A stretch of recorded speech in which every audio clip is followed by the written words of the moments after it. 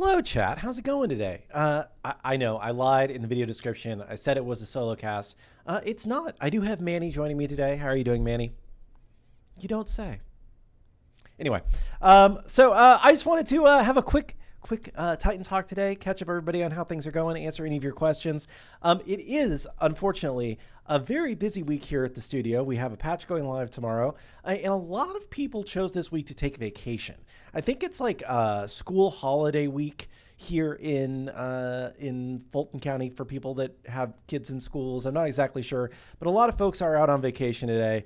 And so it was like, I don't really want to just force people to be pulled into this if they have other things they need to be working on. So I figured I could just come on the show and talk. Let me see if I can figure out how to change the camera here so it's just me. Hey, there we go. Or maybe like that. That's better. So you can see Manny. So yeah, see, Big Olsen's in chat. He has time off this week. For some reason, still watching Titan Talk. I'm glad to have you here, though. But yeah, the one thing I do have to go through today, we do have the patch notes live on the website now. Let's see if I can find the right button here. There we go.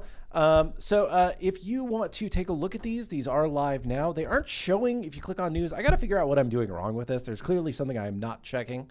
But if you look right here where this URL says open beta-19-update-notes, you can put in this URL, you can follow along, and you can take a look at the update notes. So we do have an update going live tomorrow morning. That's partially why everybody's so busy today, getting everything done.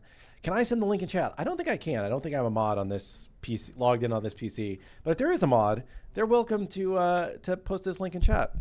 But for our patches coming out tomorrow, Open Beta 19, the Frostwarden saga.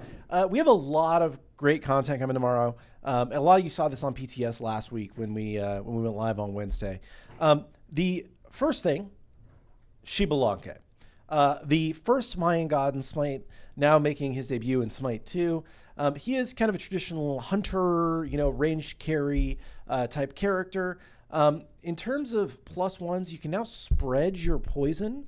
You can his ult has been changed to where it now creates a dome of darkness that you can leave, but if you leave it, you are pretty substantially slowed.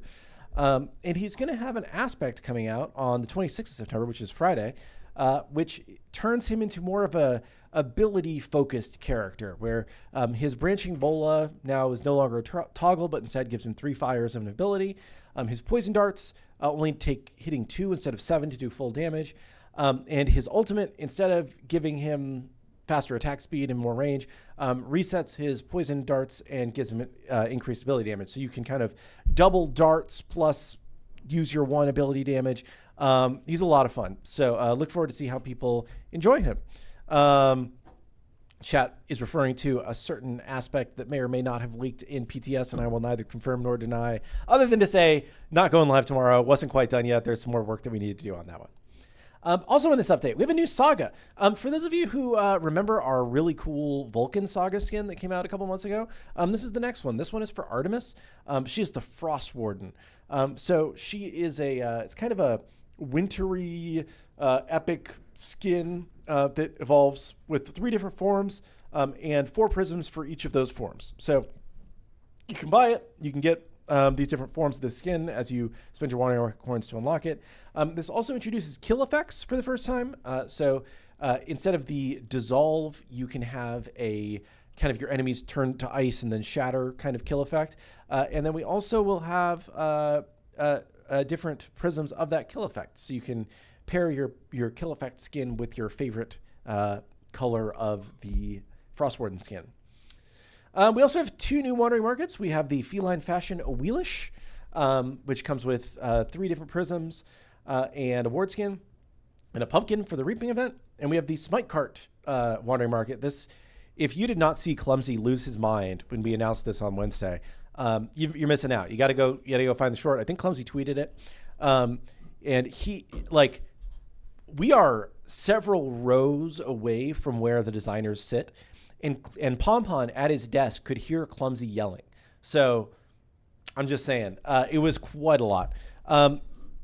The Smite Cart Wandering Market Traveler is cheaper than normal Travelers because it doesn't have any skins in it. It does have 3 Smite Cart Ward skins. It does have the Clumsy Birthday badge, we're calling it, because it is Clumsy Birthday. That's one of the reasons why we did this. And it's an animated badge, our first animated badge in Smite 2. The title of Racer and a pumpkin for the Reaping event. These will be the 4th and 5th pumpkins, which I think are enough to take you to the frame, if I'm not mistaken, in the Reaping event. But the chalk skin, you'll be able to get to that in the next update if you're collecting pumpkins to try and get there. The next free pumpkin, I believe, is also in the next update. So keep your eyes peeled for that if you're waiting for the second free pumpkin. Also in this update, we have a cross-gen skin coming, Hu Yi Gleaming Archer. I believe there are 2 more cross-gen skins after this. We have the street style or whatever it's called, Sun Wukong skin, and we have the demonic Mercury skin. I think they're going to come in that order. I think that OB20 is the Sun Wukong skin, and OB21 is the Mercury skin if you're waiting for those. We've been getting through those as quick as we could. Apologies for the delay if you've been waiting on those, but we will have those done before too long. And I think the only one outstanding after that is the King Arthur one, but obviously King Arthur's not in the game, so we will get that as soon as we get him. And then in terms of game mode changes, we have, and this is kind of all lumped together here. We have a whole new item slot, a whole new system that's been added to the game called the Curio system. So basically you are going to get a new free active item every game that you play. In Conquest, this is going to start out as the Bifrost Shard, which is a warding shard. You can then sell it, and for 0 gold at any time, swap it to be Heimdall's Sight, which reveals in an area around you. It can reveal hidden enemies, including stealth enemies like Loki, or it can reveal wards so that you can destroy the wards. Or you can get the Yaller Flare, which fires a flare, which reveals in a small radius while it's traveling, and can then be detonated to reveal enemies in an area for a time. So this is really great for checking to see if your enemy's doing Fire Giant or, just trying to understand where your enemy is positioned. But it doesn't last very long. So it does give you some information, but not a ton of information. So we're really curious to see how players play with these. Obviously, because we're giving everybody a ton more vision with Bifrost Ward, we had to make some changes to the Cyclops camp. So it now is going to drop Cyclops' eye instead of the Cyclops Ward. What this does is it instantly reduces the cooldown of your active Curio by 50% and restores 10% of your health and mana. So I think it will maybe help junglers a little bit. If their yellow gets stolen, they'll still have a little bit of sustain in the jungle. And I think that also, the goal is it lets you use your Curio more often, not just granting you additional wards. That Seahorse Enchant says, cannot wait for people still not to ward.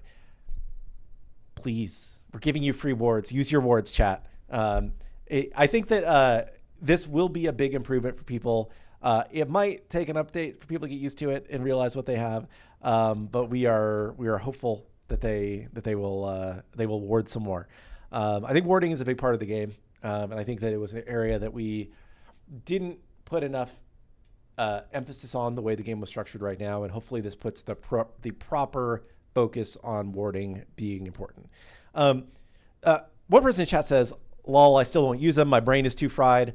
I get it. We all have fried brains. We all like to focus on killing the dude in front of us and killing the wave and, running between camps and whatnot. But just, just leave one in your little the gap, ending up in your lane. You'll be able to see somebody coming a little bit earlier. It might save your life. We're giving it to you for free. Just try and remember to do it. This is in Conquest, Joust, and Duel. This is a vision slot essentially, but there's other modes in the game, and there's modes that are not very useful for vision. So in those modes, we've made this Curio slot do something else. In Arena, it is Battle Cry, which you get a stack if you kill a god or when you die. You can have a maximum of 5. When you use it, consume all your stacks, and per stack, you get 3% of all stats from items and 3% movement speed. The buff lasts for 6 seconds, and stacks fall off one at a time. So kind of gives you a moment of power when you use it, and you can get it either by doing well or by doing badly. So it can either be kind of a comeback mechanism or a look at me, I'm doing well kind of thing. In Assault, we've moved Meditation to this slot. So if you're a character who is constrained in terms of item slots, Vulcan has his Thumper, Mulan has her banner. This will make it a little bit better for you. And in the future, we do want to add an option for people that want to move back to the consumable slot. And the reason why that matters is because you still are capped at 3 active items. So by default, this counts as one of your active items without taking a slot of your 6 items. But if you want to build a 3rd active item, then you will need to sell this. So some characters, some builds, you do want 3 active items. You'll end up without one of these in the long run. One note, though, if you are like, oh, I'm a support and I need 3 active items, but I still want to be warding all the time, we added another new item to the game, which is the Oracle's Chalice. So you can now buy a item in your goes into your consumable slot and gives you 2 wards. And every time you go back to base, it refills and you get more wards. So very few excuses not to ward now, chat. Come on, buy some wards. Or don't even buy some wards. Just use the wards we're giving you for free. We have another all-new item in this update. We have Rip Talon. Rip Talon is a kind of an in-hand attack item, which focuses on giving you lifesteal, plus attack speed. It's kind of Aussie, but it fits a little bit later in your build than an Aussie would have. So when you're low health, it gives you extra lifesteal and more bonus damage. When you're above health, you get slightly less bonus damage. We're curious to see how this item performs in the real world, but I think it from what Flare Boot was running in terms of math, it seems like a good late game item. So we'll see how it goes. I mentioned the Warding Chalice already. We've applied a fix to the Scepter of Dominion, and now it properly applies stasis to jungle bosses again. So one of the more fun uses of this was to not necessarily like steal a boss, but freeze a boss and give your team time to position. And, that had stopped working. So we brought that back, and hopefully that's fun again. Sanguine Lash, really good item. A little bit nerfed. Still probably pretty good, but needed a little bit of a hit. Void Shield's description has been fixed to match the intended effect of 30 physical protection. We buffed Honor. His ult is going to be doing a little more damage. Fenrir's aspect has been buffed. The stun is going to go up on his 1, and the strength and lifesteal healing on his 2 are going to go up. We fixed the description for his 2 for non-aspect because it was listing it as having higher strength than intended. And there is a known bug. If you look at your tab screen and it tells you how much damage Unchained is going to do, it is going to be wrong because it's using protections instead of protections from items. Any ability that scales off of protections from items is going to have the same issue, but it'll just say it's going to do a little bit more damage than it would because it's including your base protections as well. I need a drink after that. Jeez. Okay. Hecate. It's getting a little bit of a buff. The triplicate form is going to be doing increased damage, and we fixed an issue where the hex form projectile was doing less damage than intended and decreased the cooldown of the ultimate slightly, so it's now 90 seconds at all ranks. While Mulan, a little bit of a nerf, was getting a little bit too much movement speed from training grounds, so we've made a change to that. And the final arrow of the ultimate was hitting really hard. We had turned this up tremendously because it was hitting weak to the point that most players thought it was better to cancel your ultimate early and start using other abilities and attacking. That wasn't the goal, but I think we went maybe a little bit too far with this. So now it's still going to hit hard, but maybe not quite as hard as it was. I see chat asking about I need a quest to ward so much a day.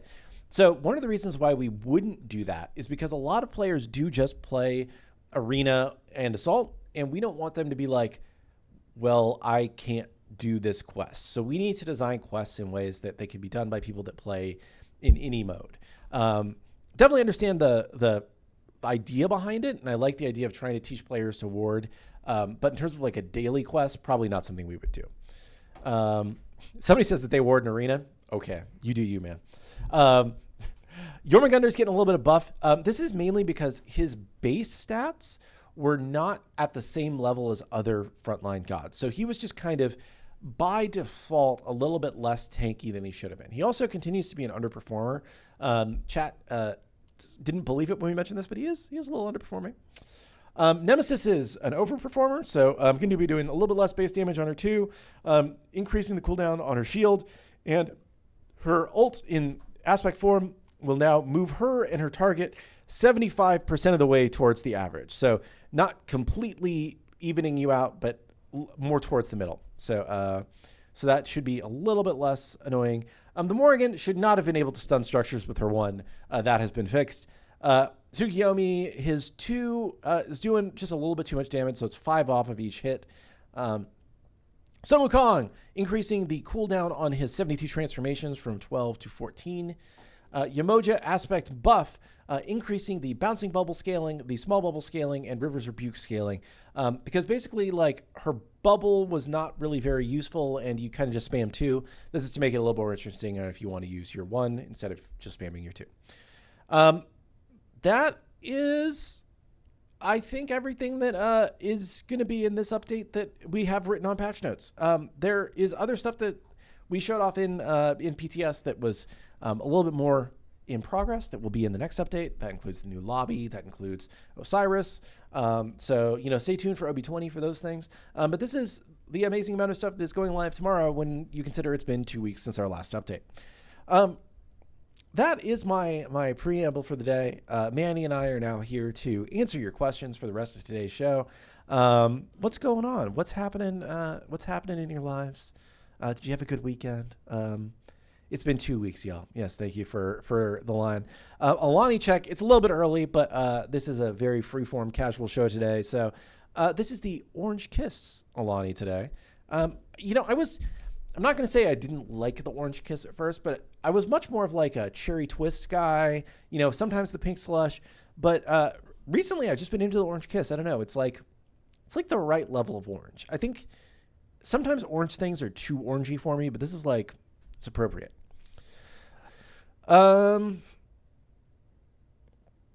Another person's on their first day of vacation. A lot of vacationers this week. It's why I am alone. Okay. I'm sorry. I have to answer and answer my question here. Killigan, I heard you're a Metroid fan. Which one is your favorite? All of the Metroids are great. I, in particular, I think that like they all have their pros and cons. I've beaten all of them a lot of times. But I think that the Metroid Prime series is like actually the rare spin-off that is kind of better than the original. I have a very fond place in my heart for Metroid Prime 1. I think that it's just so well done. I think that Metroid Prime 3 Corruption is very underrated because it was on Wii, and some people didn't like the Wiimote controls. But I thought that it actually played really well if you got used to it. So I think it is also a very good one. Somebody has a Juicy Peach Alani today. That sounds really good.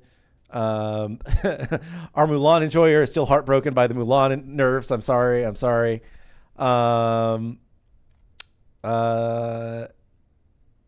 was fun, but really janky on some games. Yeah, it was. There were a couple games that were like really trying to use it in weird ways that in Metroid, it's more just like, it was more like a pointer. It was more like, instead of having like a thumbstick to aim up and down, it was like, where are you pointing? You're shooting where you're pointing. And I thought it worked pretty well once you got used to it. It was just a little bit awkward to like turn. Like you had to like be holding it, like pointing at the edge of the screen. If you're pointing at the edge of the screen, you would turn more. But again, like once you got like an hour into it, it felt very natural. When is the next big Conquest patch? We've been working on a lot of Conquest stuff in the background. But one of the things that I've been big on is like, I don't want to artificially force a deadline on something if it's not done. So we've been experimenting with some different like gameplay tweaks and a lot of different things. And we have a lot of things that are in progress that are like getting closer, but not done. They're not like, it's not fun yet. So, once we get the changes that we have in progress to be fun, then we'll ship them. But we've been working on, new objectives. We've been working on some lighting and effects treatments and, different, fog and all sorts of different things that, I think will make the game feel better, but it's just not like quite done yet. So I can't give you an exact date as to when it's going to come out, but once we feel like it's in a good place, then, it'll be out. Will the lighting of the new lobby screen be changed? It's suffering from being too harsh and blue washing out the characters. A lot of the stuff about the lobby that was on PTS was not done yet. We knew it wasn't like done and good. I would expect the lighting was not final. There's a lot of stuff that we're still working on. And that's why, we kind of wanted to put it out in PTS mostly to be like, are there things that are just completely broken about the technical implementation of it? Because we know we have other work that needs to be done. So that should be better by the time we get there.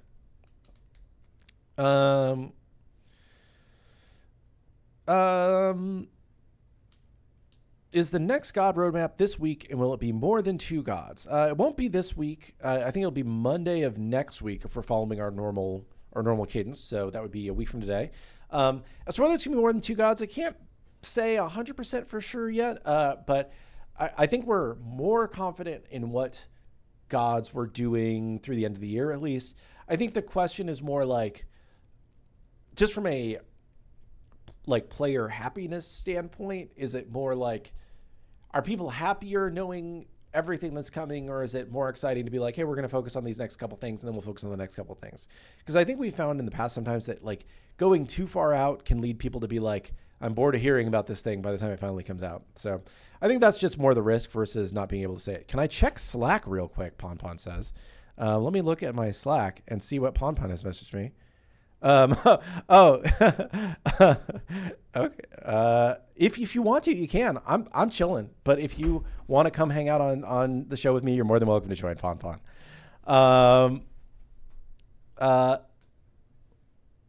3 to 4 is a good balance. Yeah, I don't know. Maybe we'll go that way. Rare Pawn appearance. Am I a Pokemon fan? And if so, what is my favorite? I've played the first Pokemon on original Game Boy. I had Pokemon Red. I was not a blue. I was a red. Oh, Pon is joining us. Yeah, I saw your message late. I was helping out with a completely unrelated thing. I was like, oh, you'd asked if anyone wanted to come on. Yeah, you got to take Manny's chair though. I got the camera on Manny. Sorry. Manny's got to move. Yeah, Manny's got to move. How heavy is Manny? He's not that heavy at all. Yeah. But yeah, so I'll finish my Pokemon tangent real quick. They were asking if I played Pokemon and what my thoughts were on it. Ooh, do I have a tablet? Here, you can use this one. I'll just use the monitor. Right. Yeah. Yeah, I like Pokemon. I'm not like a Pokemon fanatic, but I think it's a good game. I really like Rowlet. I think he's a cool Pokemon. That's all I got. I need to figure out how to pop out chat so I don't have to look at myself while I'm reading. Hello. Okay. Hey. Hello. It's working. Sweet. And I have chat. Nice. Can you make an aspect for Hades to make him a better solo, then buff his base kit to be better for support?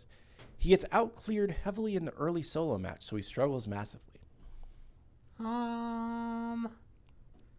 That one's interesting. Yeah. That wasn't where I was expecting actually the aspect has to go, or the other role pivot. Yeah. Because I thought people would ask him to be better mage. Yeah, because I guess he's kind of like bruiser right now. Yeah, he's kind of a bruiser right now. So I guess the question is like, do you have a bruiser plus a mage, or a bruiser plus a support, or do you have a support plus a mage? And then, yeah, interesting ways to go. Yeah, because I think we were talking about actually making a better mage Hades aspect, like it's part of like our brainstorm, but like that was kind of the direction we were going there, because his role is really bruiser. He kind of needs to be in the middle of things to do things well. He also is like probably like a small buff away from being a dominant solo laner. Yeah, because he's been that way before. It's kind of he's one of those on the edge balance. It's like he either clears so fast that nobody can keep up with him, or he does not and he struggles a little bit. So yeah, and that makes it sound like he's in a more dire situation than he really is. Yeah.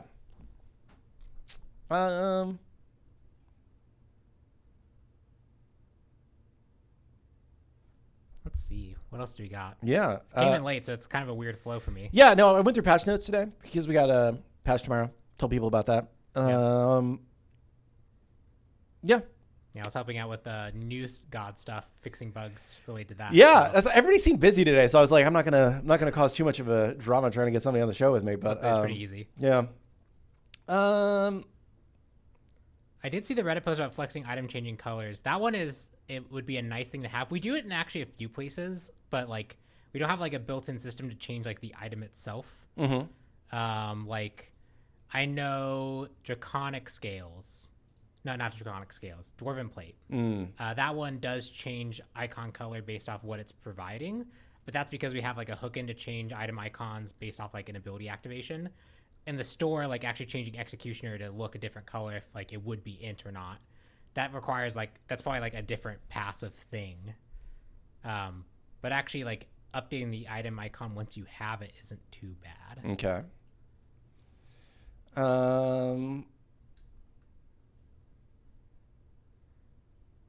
Maybe you would know. Why is there so much code distinction between consumables and active items? Because they follow different rules. Okay. The inventories work a different way. And a lot of it is just actually conveying to you properly the key binding situation around actives.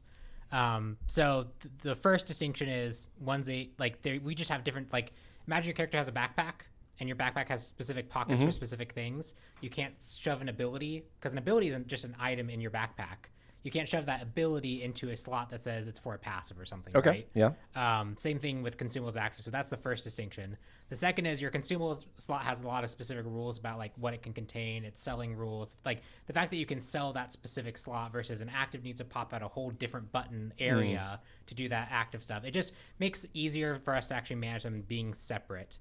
We did have a version early in SMITE 2 that the idea was that you just have your backpack, and your backpack could just contain anything. So you had potions along with your other items, along with your actives, and that worked, but that had its own set of drawbacks, and it also meant that like if you wanted a potion in your backpack, you had to sacrifice a whole slot for it. So it just didn't make much sense in the long run.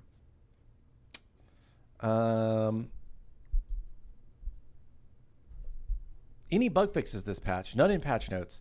I would say yes. There almost certainly are. Yes. But in terms of like, I think we're worse about putting bug fixes into patch notes than anything else, because we're just like the way that they go in our process. We just kind of do them, and it's not like tracked in the same way. Yeah, like Kabir will ping me on a bug, and then I'll be like, "Here's a CL for it. I think it's server only, but it's risky. Yeah. Maybe wait for the actual patch." And then like I kind of let that judgment call get made, but by then I've moved on to like 8 other tasks in the meantime. So I've just forgotten that like to go back and see, did that one actually go out or not? And is it going to be in the patch and then move over to the patch doc? That happens a ton. Yeah, like I don't think we ever even talked about like the Hysteria Baron. The dagger. Yeah, that was a weird one. So Baron Hysteria was actually, if you ever noticed that your fire giant dagger only did 400 damage to you, almost certainly had a Baron Samedi in the game, and Baron had hit you with the Hysteria thing that says you do less damage. And the problem is, because you were hitting yourself, the check that Baron was checking against would allow for it to pass, meaning it would mitigate against yourself, because there's very few cases where you damage yourself. So the check that was designed to like check if Baron had damaged you just would also let that case through. That was just a weird one. And then we also found out separately that there was like another bug with Hysteria where like the aspect was still getting it for a separate reason. Yeah. I don't know if either of those actually made it out as a note. Yeah. So like dagger should do 500 damage to yourself, and if it kills you, then you come back to life. But if you were hysterical, it would only do 400 damage. And we noticed this because in a playtest, I tried to use it to kill myself, and it did 400 instead of 500, and I then did not die. And I was like, wait, what the hell? And then we looked into what was actually causing it. So, so one of the things that just an example of one of the many bug fixes that happens, but we just forget to tell you guys about because we're focused on the other stuff. Yeah, people mentioned a really weird, I don't know what they're talking about, but the description for some leaked thing said it's time. That was actually my description, but I still don't know what you guys are talking about. Okay. I do like to throw just weird descriptions in when I'm just temp working on stuff, just because makes you laugh. Yeah, right? like I'm not ready to write the final text yet. I'm not like I don't want to like type out just like a generic thing and be like don't translate. Yeah. So, like I think there's one time where I had like Kirby ASCII art of like Kirby doing like a fusion dance thing, and someone found that and they found that very funny.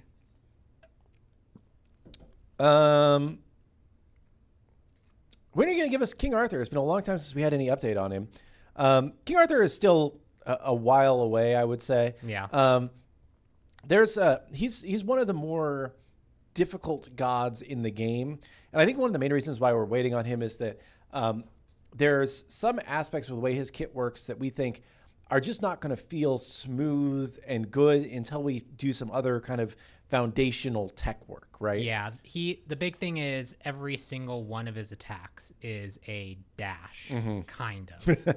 Even his basic attack is a dash, Yeah, like because they all have essentially this forced forward movement that was meant to emulate more of like an action gamey like fighter feel, and that kind of like constant dashing and stopping with making sure that feels smooth on the client and the server And then the big one is his conditional basic attacks that sometimes lock on and sometimes don't. And sometimes don't because you held backwards. Like it's asking for, it's basically the edge case of a lot of some stuff that we're working on where that can feel really, really rough. And so we want to make sure that that part feels good before we push further on him. He has other things that are just separately hard, like his ultimate where when he does like his crazy slash on you, like the characters go up, down, and like spin around and all that stuff. Like that is a new piece of tech that like we have ideas of how we'd approach it, but because there's other things holding him back, we haven't dealt with that yet.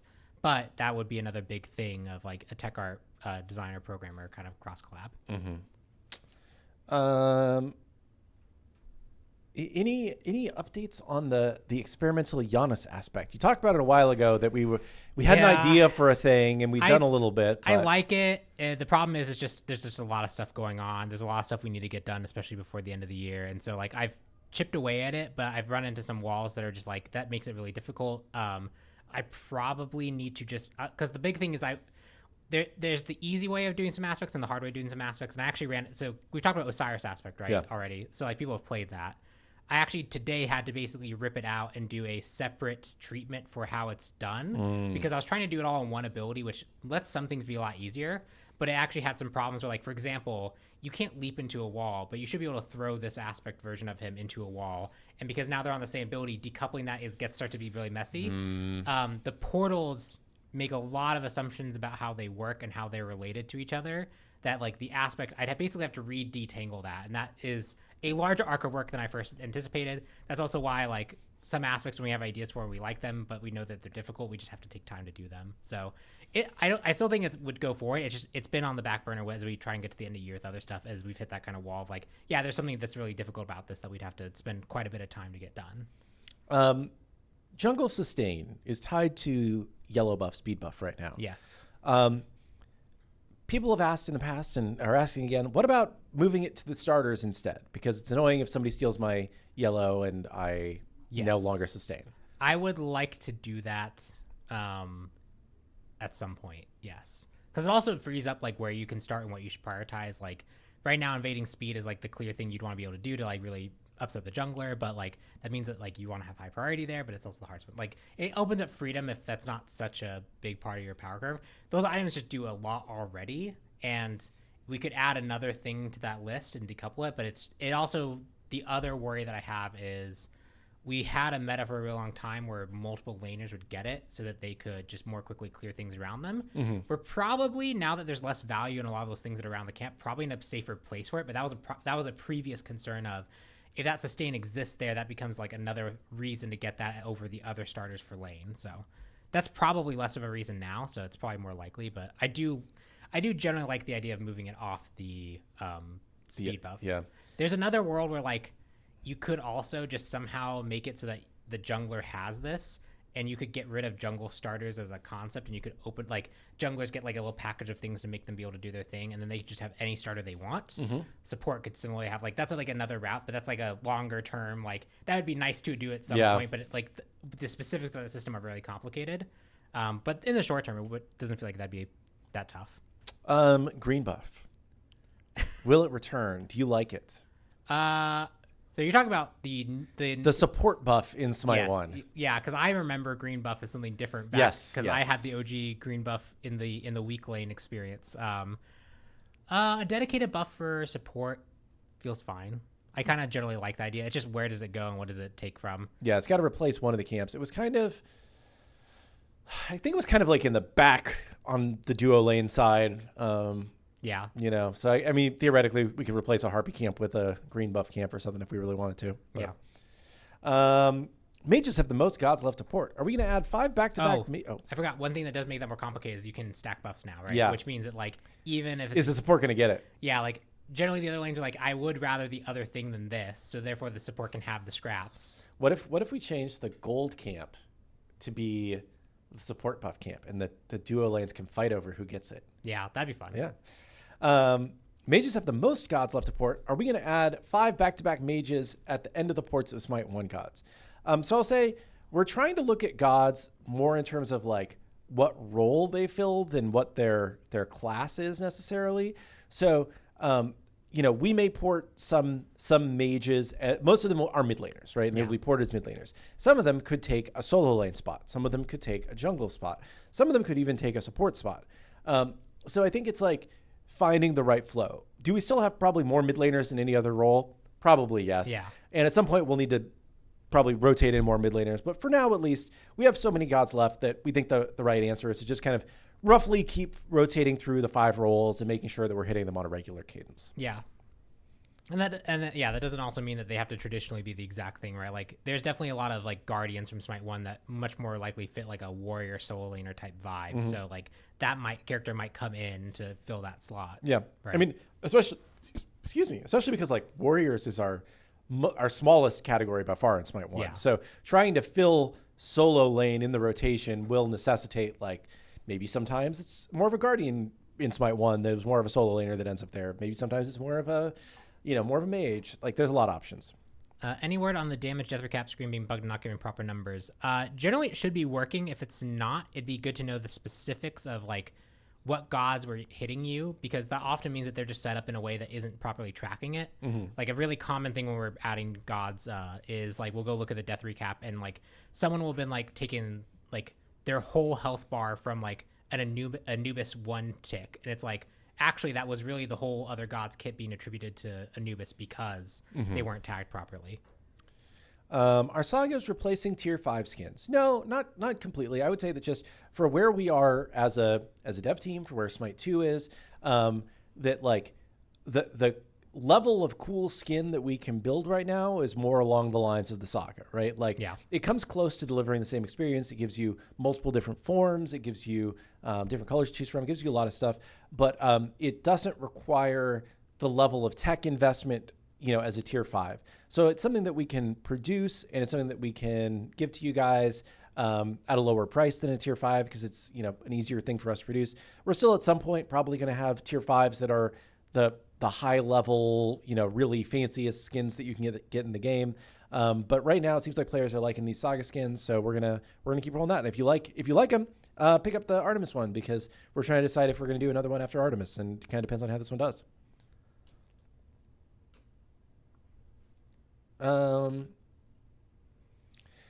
Would Habwa be a jungler or a mid in the cadence? I mean, he's hard. I would say that like I think most people would call him a mid laner.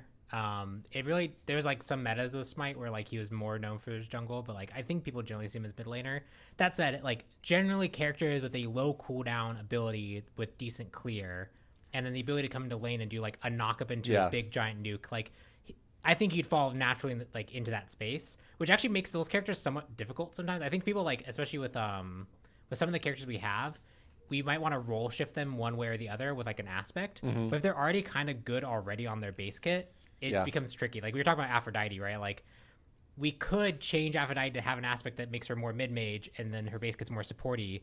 But there's, I think, people who like the flexibility of it in between. So like that's a really weird, tricky spot to be in for some characters. Have we thought at all about Uller's aspect? He's one of the gods that doesn't have one yet. Yes. So we have. And I think they were all ideas that we ended up being like, it's not good. Because I think the obvious aspect is something like he becomes much more melee focused and melee oriented. Yeah. But the abilities themselves don't have a lot of depth to them there. And it can just quickly turn into like, he's just like an auto attack bot where he's just left clicking in melee. So like when going down that route, it just doesn't feel like there's enough there.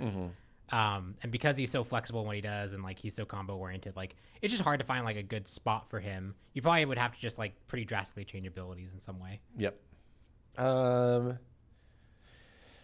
Any chances for the final forms of tier 5s to be ported? Like the example they gave is Ares tier 5. I think that, we've said in the past that like we could be open to porting over like single forms of a tier 5 as a classic skin.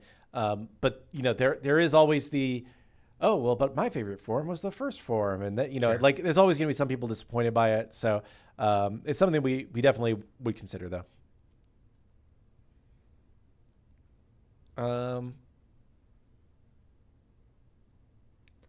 I know about the Spear Jotun bug on Thanatos Execute. That one's trickier. I've looked at it a little bit.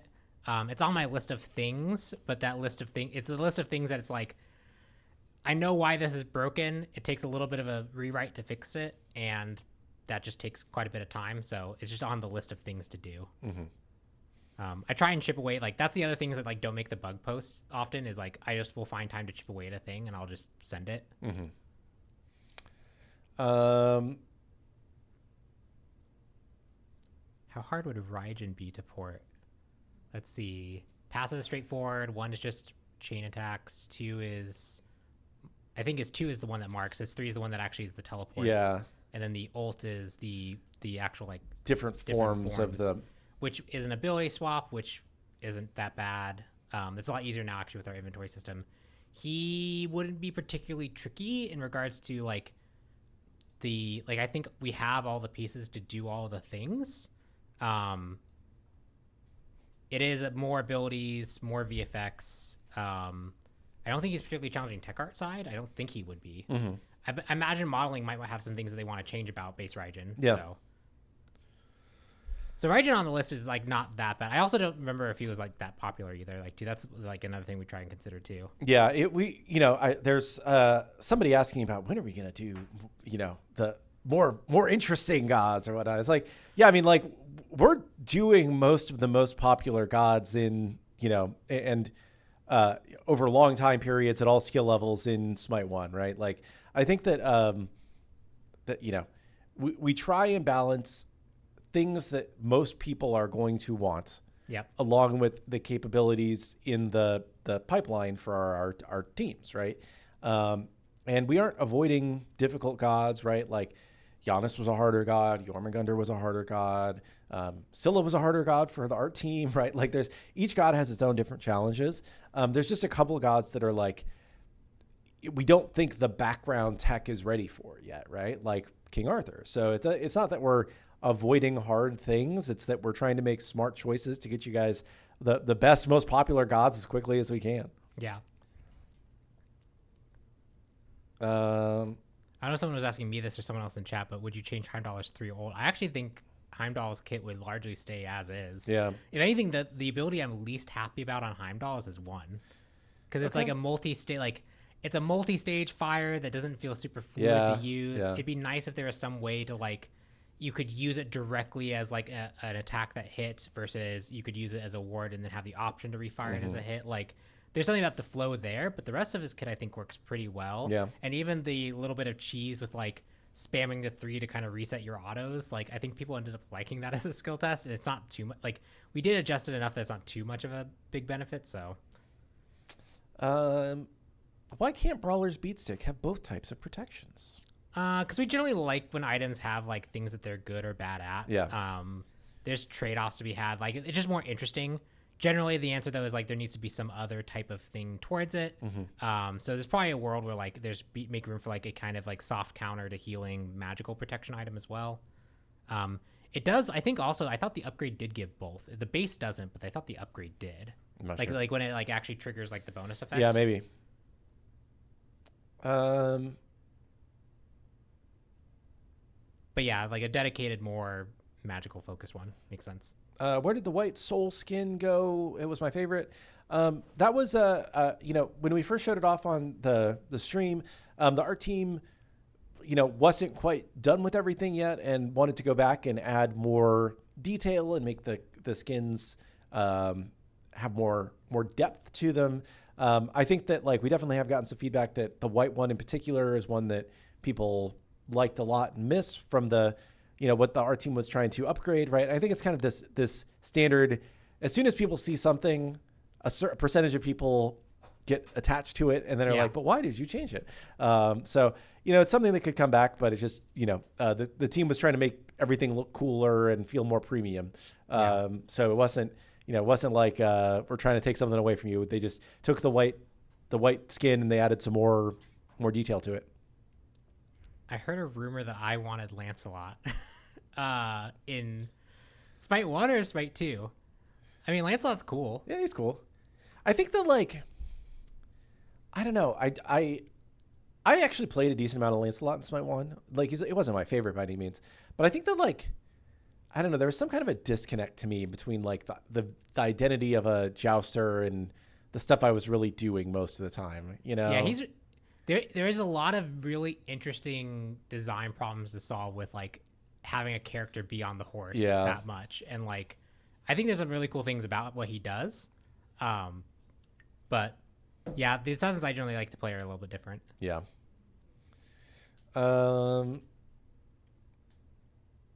Is it on the list to have the self nameplate be more customizable, different designs, placements, etc.? If you mean on the like loading card screen, that's something that we had talked about at one point. It's not currently on the list to do, but it is something we've discussed. If you mean the thing that appears over your head in the game, that's probably not something that we would ever consider letting you skin, because that's kind of a core gameplay readability thing. I like the what would be more difficult to do, Tiamat or Ao Kuang, given the Dragon Roll and Execute. Almost certainly Tiamat's trickier. Yeah. Because Tiamat is not quite a true stance switcher, but close. Lots of abilities, lots of minions that do things with AI. There's like 3 different minions you can summon, right? They each have their own thing. Yeah. You have like the little lizards that run down the lane. You have the guy that charges, and then you have the tornado, which is also its own minion. So like Ao Kuang would probably be easier. The dragon is definitely on a tech art side of things, but I don't think it'd be too crazy compared to the other things that we tend to do. Because unlike true like other stance switchers, like that's like a canned animation that does its one thing. It's not like you're doing a whole nother ability kit's worth of thing as a different model. So Ao Kuang would probably be the easier one. And his base kit isn't too tricky otherwise. All these God ports recently have had so many cool scaling changes and +1s. Are there any plans to go back and add some of this sauce to earlier Smite 2 gods? Probably at some point. Like I know there's a few characters that I'm not super stoked about how we did either protection scaling on or how we did the hybrid scaling on. I think the hybrid scaling, when it is just I do more basic attack damage or I do more ability damage, isn't super interesting. And having more depth than that is kind of what is required to do like a hybrid scaling kind of justice. I think there's a few characters who could do that better than we did before. Yeah. Obviously, like some of our first aspects we made, we've gotten more confident in being able to do more crazy things with them, with just kind of more designer focus on them. So we could probably go back and do some more adjustments there. Yeah. So like, yeah, I think there's room to go back. I think for most cases though, like that's probably like maybe 10 gods of the cast that I can think of that really would need more. Most of the characters are kind of resolved onto like where they're going to be, and we've the +1s feel pretty good on them. Trying to force hybrid scaling onto them to force a playstyle is definitely rough. I think we've just been lucky with the last few characters that like lent themselves pretty well to the different playstyle shifts. So when can we expect to get dance emotes? Currently, we don't have plans for dance emotes. They were not popular at all in Smite 1, either in terms of purchase or in terms of usage. So we kind of stopped doing them over the years and focused more of our animation efforts on like the skin linked VXGs, because those actually seemed popular, or VXEs, VXG. I always get backwards. Emotes. Yeah. It's not something that we're currently planning on, just because people didn't really use them much in Smite 1. Maybe, at some point we can talk about it in the future, but not in the near term at all, because it wasn't popular.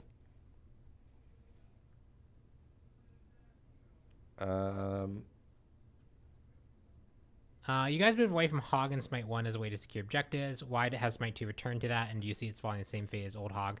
I think Old Hog was kind of for a different purpose. And New Hog has some different, like with Sunders, has some like different considerations to make. You're trading off a relic slot, this one relic slot now, which I think is a bigger deal than it was before. It's also not as powerful as like Hog used to be in Smite 1. Smite 1 was, I want to say it was like 1,000 actual true damage objective. It was a lot. Where Sunder's a lot more controlled in what it does. Sunder has some more applications outside of just being objective secure. I think Sunder's a healthier version of what Hog was in Smite 1. And it has the trade-off consideration of like, yeah, you're giving up a beads or you're giving up a phantom shell. It's why like even though we see like right now, like for most players, like even like invading with Sunders like is a really like high level strat. It hasn't really percolated down to like the lower levels of play that much. Even like mid to high levels of play, it hasn't percolated down to. just because that trade-off is really, really significant. And we see that in like the win rate. Like, yeah, if you abuse under pressure early, that's what you're building it for. But you are trading off the potential of 25 minutes of the game, you round a corner, get stunned, and you're dead because you have Sunder instead of Beads or Aegis, right? Those are the trade-offs you're making. So. Yeah, New August Hexstone. Let's see. How do you feel about minute 0 invades? Because if you don't have Sunder or something, I lost it. Yeah, so again, I kind of fall back on if they are building Sunder to use that kind of pressure, one, they should be on your side of the map, so they should be somewhat level punishable. Yes. But two, they have forgone this thing that you can now leverage against them, right? Like if they use Sunder and they use it to invade and secure a thing, well, they don't have Beads or Aegis to get out. They don't have any of these other tools to get out. So you can start to punish them.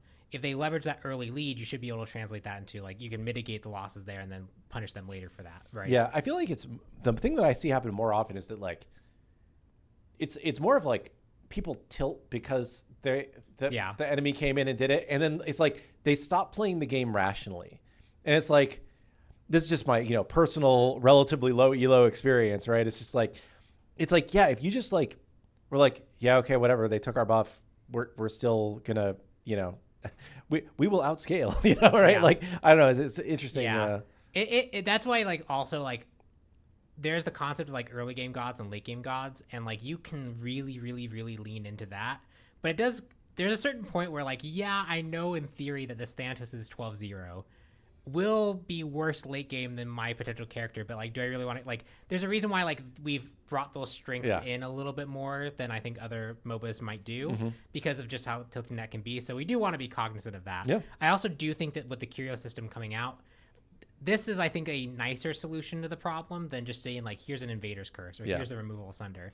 You can ward now, right? Like, you can more aggressively actually ward and see ahead of time this person's coming, and you can potentially start on certain sides of the map to make sure that if they do want to try and invade the strategy, you can go scout them out, see that they actually got this tool, and, like, actually potentially punish them a lot more aggressively now.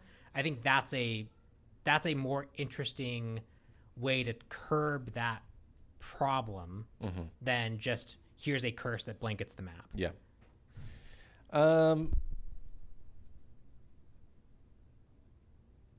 I know someone was also asking, because I feel like it's worth bringing up, Xbalanque aspect, does it work like Raws in regards to item procs?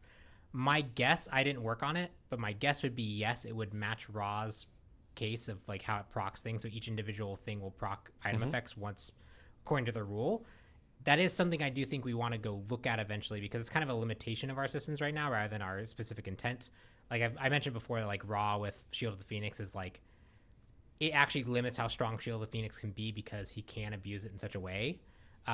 Like at least with Xbalanque, he gets 3, so it's less of a potential abuse case. But that's something that we probably do eventually want to go back and look at is that kind of tech. But I would expect it to work kind of like Raw.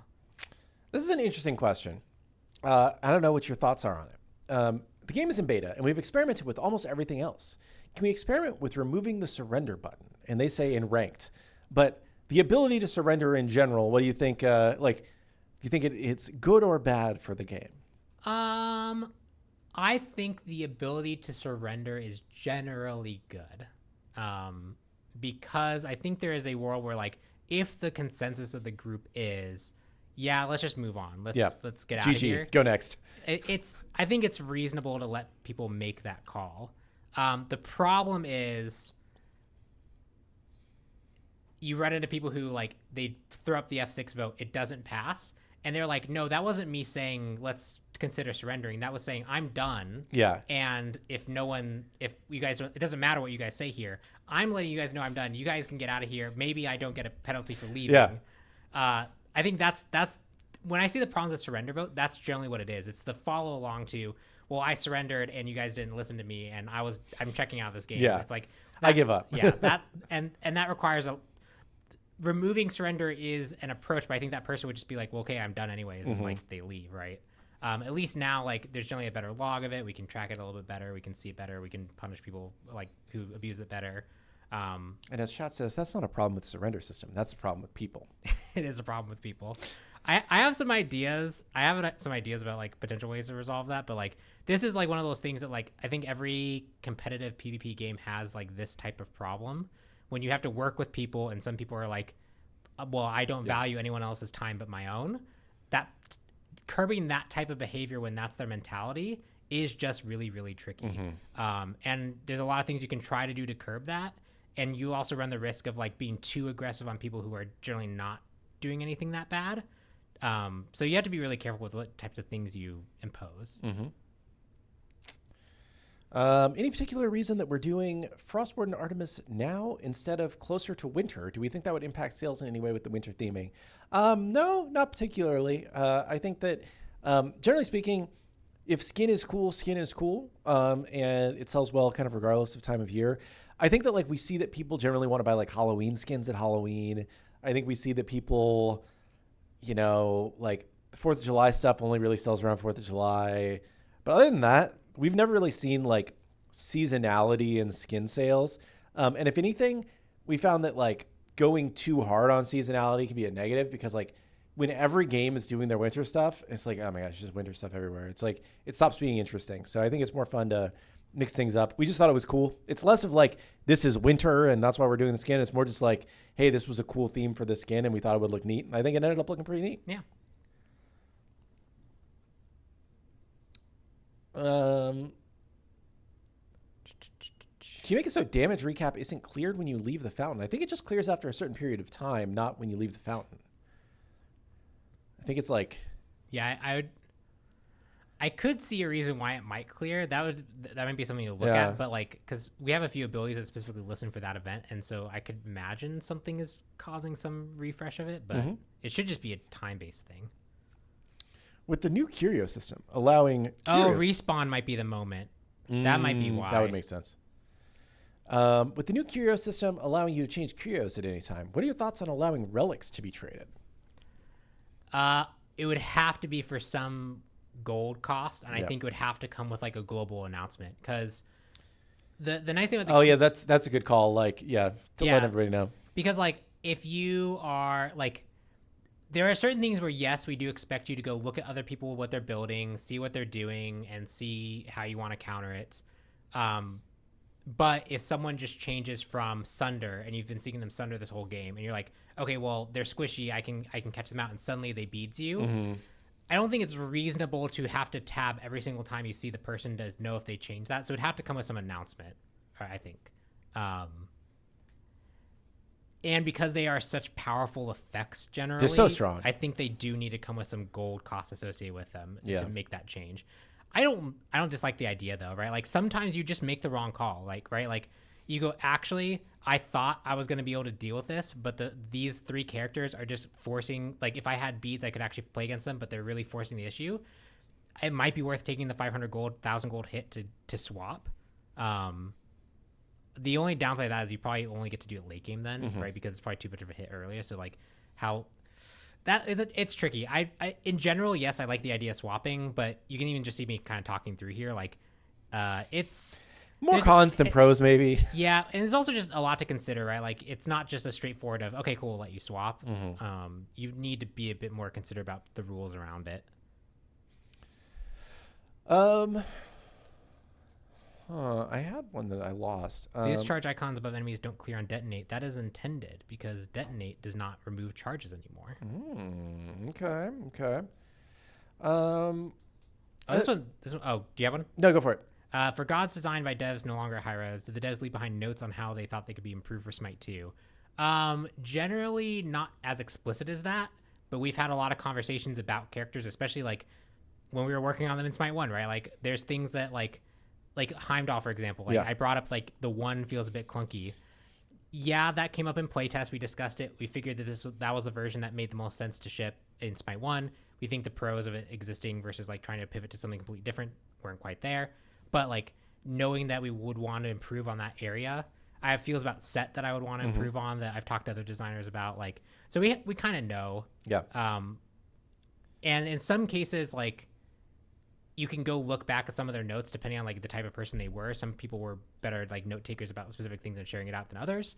Like I actually have a notebook that still has Baron Samedi playtest notes in it that was fun. I went and looked at it when we did Baron Smitty. Nothing super helpful there, but it was just interesting to have. So it's generally just like a word of mouth communication. We were all around when they were being made, so we generally know the things about them that were difficult, or we play tested them to give feedback on, so we kind of know what the process of building them was.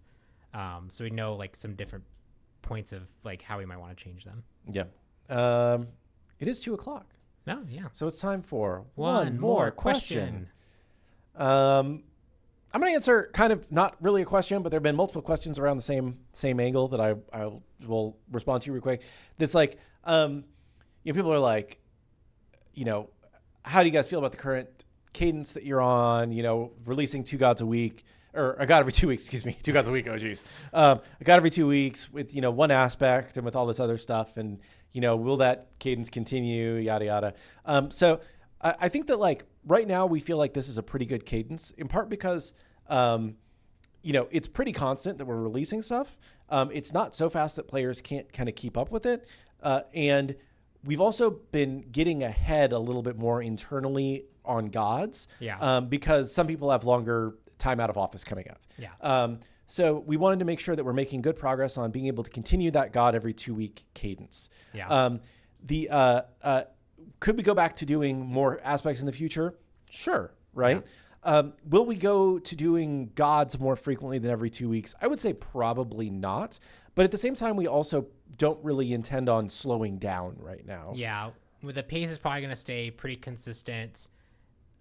I could imagine a few really cool event type things that might, but like, again, like that would be a really big stretch goal for us. We'd have to plan really ahead of time for that. And like generally keeping the cadence and like the other important thing, like the realistic thing about development, right, is sometimes things happen both in just implementation. You find a thing that's going to be way more expensive. Sometimes people have unexpected like out of office time. There's just things that happen that like, if you don't kind of account for that, it can kind of blow up in your face. So this is like the schedule where we feel like we can, it's pretty aggressive, but it's not aggressive enough that we feel like we're in danger of like slipping on it. And this is a nice place to be. Maybe in the future we free up resources. Maybe in the future we have less resources, but we can kind of absorb it. Like, it just depends on what's happening. Obviously there could be a future world where like things have drastically changed and we could do more, but like I think right now this cadence is pretty good. And with my disclaimer that I say every time we talk about schedule, it will be a longer break over the holidays, right? Most of the studio is going to be on vacation for Christmas, 3 New Year's, right? So we are going to have a longer, stretch between updates. We also literally cannot update the game due to console blackouts during that time period. So it will, we're going to be every 2 weeks kind of up until the Christmas time. It'll be a longer stretch over Christmas and New Year's where we aren't going to put out updates because we're not going to be here, and we couldn't do it if we wanted to. And then we'll kind of get back into the swing of things, after the new year. So that's the plan. Do you have a question you want to answer? I feel like I saw one and then I lost it. Yeah, sorry, that happens. No, it's okay. I actually know what it was. Someone asked who was the OG designer on Hades, which would either be, I assume, Travis or Zier. I don't actually know. I don't think it was Coleman. I don't think Coleman was Hades. Probably not. Yeah, it was probably either Travis or Zier. So that's the answer to that question. But the follow-up question was, I think, the interesting one, which is, how is it like looking at these characters so long in the future? There are some fun things you can actually notice. Like, for example, Travis liked to cheat a lot. And by that, he would like tweak the animation timing and tweak a whole bunch of things behind the scenes to make the things feel good. But that means that when you just straight port it over, you're like, wait, why does this no longer line up? It's because something was like actually cheated to be a bit faster, a bit slower, like under the hood. And so I can always tell with the Travis character because I've had to go do more of that specific diving work into like, why is this not lining up the way I expect it to? But yeah, that's generally the fun thing about going back at older designs is you also then get to figure out like, what do you want to change and improve? Like for Osiris, like I don't like the fact that like if you 3 someone and they immediately leave the range of it, it's just like channeling and flashing like, hey, I'm still doing my thing because it's no longer giving you anything more, right? So go on cooldown, right? Like that's the type of stuff that like it's fun to find those little pain points and improve them. Awesome. Well, thank you for joining us mid-show today. I'm sorry to Manny reveal that he doesn't have legs. No, it's okay. Chat now knows that our legless compatriot here is no. But yeah, thank you for joining. Thanks chat for watching. Log in tomorrow morning, bright and early. We'll have OB19 live with Xbalanque, with the Frostwarden Artemis, with Feline Fashion Wheelish, with with Curios, with a ton of new stuff. I think that you'll be surprised to see how much Curios changed the way that you play Conquest. So it's really like. Obviously, we knew it was going to change things, but it has just been really fun to be able to do things like Gyalar Flare at the Gold Fury. Yeah. Like, it's just something new, fresh to do. It's fun. Yeah. So anyway, we'll see you guys on the Battleground tomorrow. And until then, have a great day. Bye-bye.